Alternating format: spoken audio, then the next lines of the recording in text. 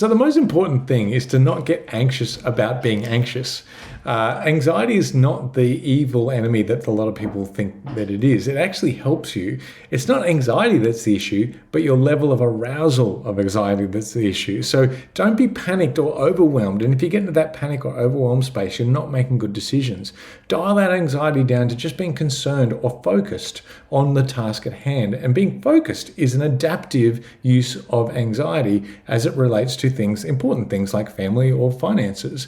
You don't want to be too peaceful in this case, because you won't be focused and you won't be doing the right things. So relax. It's okay to be a little bit anxious, but just keep it to being focused or being attentive to the thing that you need to do, and don't let it get too aroused into the areas of overwhelm or panic.